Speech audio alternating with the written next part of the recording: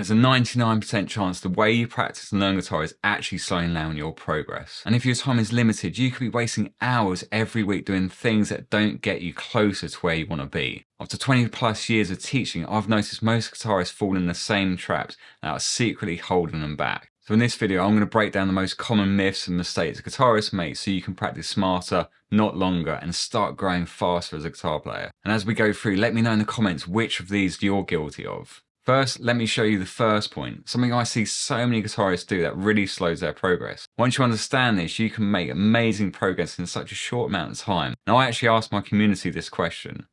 When you're learning a song on guitar, do you find yourself giving up quite quickly when you hit a tricky section? And have a look at these results. 70% of guitarists either give up quickly and move on, or try for a bit, then give up.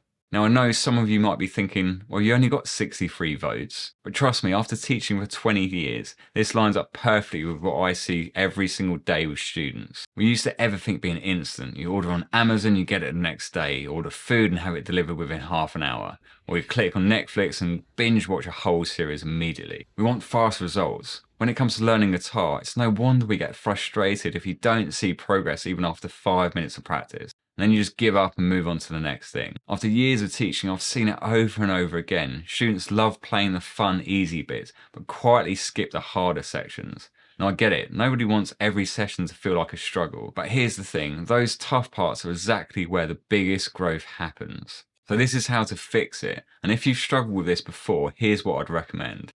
Start with something fun. Play a riff or a section you love to warm up and get into the right mindset. Then return to a song you gave up previously. Find a section that caused you the most trouble and commit to it for 30 days. Work on just that section for at least 5 minutes every day. Break it into tiny pieces, even one note or a beat at a time. Repeat small incremental improvements daily. Then celebrate the progress. After 30 days, look back at how far you've come. That section will feel much easier and overall your playing would have drastically improved. You don't need hours to get better. Just a few focused minutes on the hard stuff each day will compound into massive improvement over time. And if you struggle with focus and giving up on songs in the past, check out my practice system linked in the description. It's designed to give you the structure you need to get through tricky parts and make real progress, even if you've only got 10 minutes a day. Now let's break down a myth that's a bit subjective, and I might get some haters in the comment for this one. But hey, let's do it for the algorithm. And please keep writing things like, "Thanks for teaching us, Ed Sheeran." That also helps too. Now you've probably heard people say, just playing songs or noodling counts as practice. Let's start with playing songs. Playing songs is something every guitarist should do.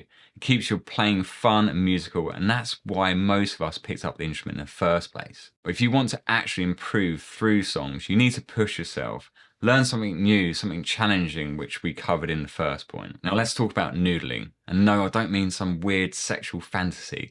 On guitar, noodling means picking up your instrument and just playing whatever comes to mind, exploring the neck, experimenting with sounds, not worrying about mistakes. Noodling is so important. It sparks your creativity, lets you discover things you would not have done previously, and it can be really fun. I mean, how do you think the greatest riffs and songs were created? Without it, a lot of music wouldn't exist. But if you only noodle, you're missing the structure and focus you need to truly get better. And that's the difference between exploration and progression. So here's how to incorporate both the playing, practice, and noodling. So first of all, warm up. Warm up by playing something fun to get your fingers working, less friction to actually pick up your guitar. Number 2, work on the challenging material. So focus the bulk of your practice on a song, riff, or technique that actually stretches you. And then include noodling at the end. Explore improvisation and create freely. It keeps everything alive and strengthens your ear. Now you've got a balance between the fun and the focus and the creative. But let me ask you this, do you believe the more hours you practice, the better you'll get? I love this myth because it can be true, but only for the top 1% of guitarists out there, the virtuosos that are putting in insane hours. For the rest of us, this is simply not true. Most of us don't have 10 hours of practice. And if you do, keep watching. You might still learn something useful. Let's compare two players.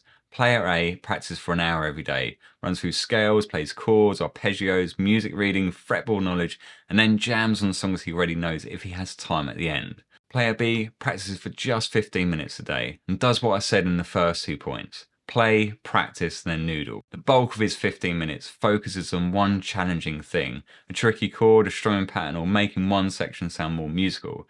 Each day he builds up on the previous one. After a month, player A racks up a total of 30 hours of practice, and player B only 7 hours and 30 minutes. That's like 22 hours and 30 minutes difference. So who's going to improve more?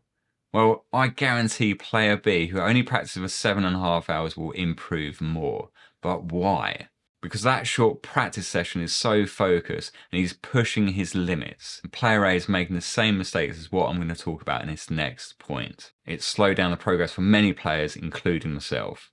Have you ever had days where it feels like you need to improve on like 100 things at once? Your brain is just going crazy trying to figure out what to do first. I have been in that situation many times and it just feels like you're being left behind. There's always more to learn, and with like YouTube and social media throwing constant advice at you, it's easy to feel completely overwhelmed. But here's the truth, you can't do everything at once. I've tried it myself. I once did the Steve Vai 10-hour guitar workout, and honestly, I didn't feel like I made much progress. Why? Because I was trying to do too much at once, like player A in that last example. In my opinion, your practice should have a core focus, which is songs. And then when you have built up that consistency, you can add in one skill at a time. That keeps your practice balanced, productive, and enjoyable. And that leads us perfectly onto the next myth. Practice only happens with the guitar in our hands. Many guitarists assume practice only counts when you're sitting down with your instrument. Seems logical, right? But if you believe that, you're missing out on so much progress you could be making without your guitar. Some days you just can't find time to sit down and play. That is completely fine. The great thing is, once you learn this, you can actually practice anywhere, on your commute, during your lunch break, or even on a quick toilet break. You don't always need your guitar in your hands to keep improving. So let me show you a simple 3-part triangle you can use anytime you don't have the guitar in your hands. So listening, actively listening to the music or artist or genre you're learning. Pay attention to the tempo, rhythm, the tone, the feel, and all these details will help you understand what's required for you to sound like them. Part 2, visualization. Visualize yourself playing the song, either as you're listening to it or during a short break. You can also picture like finger positions, chord changes, or notes from tabs or sheet music. And then for the third part is mental analysis. Analyze songs by writing out chord charts, mapping out the structure, or answering music theory questions like key, tempo, scales used. When you combine these three, listening, visualizing, and analyzing, everything you do without a guitar will speed up your progress dramatically. And if you're serious about taking everything we've talked about and finally seeing real consistent practice, mastering songs faster, sounding cleaner, and feeling way more confident than you ever have done before, watch this next video and I'll show you exactly how to do that in just 30 days.